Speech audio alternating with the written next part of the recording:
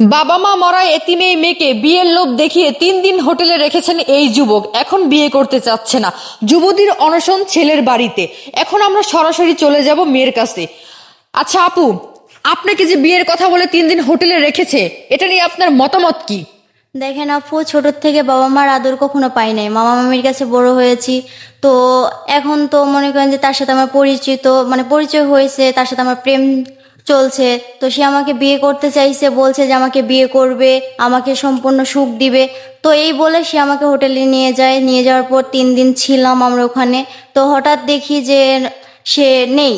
তো তাকে খুঁজতে বের হয়েছি যখন, তখন দেখি সে চলে আসছে বাড়িতে। তো এখন বলেন, আমি এই অবস্থায় আমি বাড়িতে কেমনে যাব? আমার তো মামা মামি এটা মেনে নিবে না, আর আমি কিভাবে তাদের কাছে মুখ দেখাবো? এই জন্য আমি বাড়িতে যাইনি, এখানে চলে এসেছি তাদের কাছে।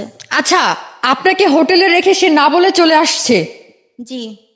আচ্ছা ঠিক আছে দর্শক, এখন আমরা চলে যাব সেই যুবকের কাছে যে মেয়েটিকে 3 দিন হোটেলে রেখে না বলে হোটেল থেকে চলে এসেছে। আচ্ছা ভাইয়া, আপনি তো এই মেয়েটাকে নিয়ে 3 দিন হোটেলে ছিলেন, তাহলে তাকে না বলে কেন আপনি চলে আসলেন? তাকে আমি বিয়ে করব না। তাহলে বিয়ে করবেন না, হোটেলে কেন ছিলেন? হোটেলে ছিলাম, রিলেশন করছি দেখে হোটেলে ছিলাম, রাত কাটাইছি। মানে রিলেশন করছেন বলে হচ্ছে হোটেলে থেকে রাত কাটাইছেন? তো একটা মেয়ের সাথে আপনি রাত কাটাইছেন, 3 দিন হোটেলে ছিলেন, এখন কেন বিয়ে করবেন না? এখন এই মেয়ে তো আপনার বাড়িতে চলে আসছে, আপনাকে বিয়ে করবে। মূলত হচ্ছে যে প্রেম করলে যে বিয়ে করতে হবে কোনোখানে তো লেখা নেই, তাই না? তো ওনার সাথে আমার যায়, দেখেন ওনার সাথে আমার যায়, উনি কই আর আমি কই।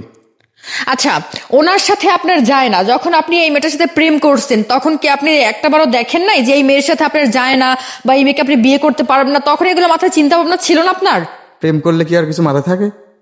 ও আচ্ছা, মানে প্রেমে পড়ে আপনি পুরো অন্ধ হয়ে গিয়েছিলেন। যাই হোক দর্শক, আমরা ভাইয়ের কাছে পরে আসবো, এখন চলে যাব ছেলের বড় ভাইয়ের কাছে। আচ্ছা ভাইয়া, এখন এই মেয়েটাকে নিয়ে তো আপনার ভাই হোটেলে 3 দিন ছিল, এই মেয়ে তো আপনার বাড়িতে এসে অনশন করছে, এখন এই মেয়ের সাথে কি বিয়ে দিবেন কি দিবেন না? দেখেন, এখন আমি শুনতেছি যে ও 3 দিন হোটেলে রাখছে। আমার তো কয়েছে যে চাকরির কথা কয়া আমাকে টেকা লিছে 30,000 টিয়া, যে 3 দিন ওখানে থাকা লাগবে, একটা ইন্টারভিউ দেওয়া লাগবে। আমি 30,000 টিয়া দিছি। এখন আমি শুনতেছি যে এক হোটেলে 3 দিন রাখিছে। আমরা তো সম্মানী ঘরের সওয়াল পাল। এখন হে মেয়েটা হইলো এতিম, বাপ মাও নাই, মামা মামি ভালো করে দেখতে পান না। এখন এই মেয়ে কিভাবে আমার ভাইয়ের সাথে বিয়ে দেবো, এটা তো আমার মাথায় খিলতেছে না, তো অসম্ভব। কি বলছে, তুমি ওর কথায় কান দাও। এখন বিষয় হচ্ছে যে এখন যেহেতু আমার ভাই অকাম করে ফেলাইছে, এই জন্য কিছু টাকা পয়সা হয়তো জয় জরিমানা দেওয়া লাগে, দিবের বাড়ি অন্য ভালো একটা চাল দিয়ে বিয়ে সাথে আমার ভাইয়ের সাথে আমি বিয়ে দিতে পারবো না, কারণ আমাদের তো একটা মান সম্মান আছে। কথা কবি তো, কথার ভিতর লোক ঢুকো দিও না। কথা বলতে পারে, ওর কি বিয়ের বয়স হয়েছে? ছোট মানুষ কি না কি একটা করে বসছে, এর জন্য কি এই মেয়েকে বিয়ে করাতে হবে?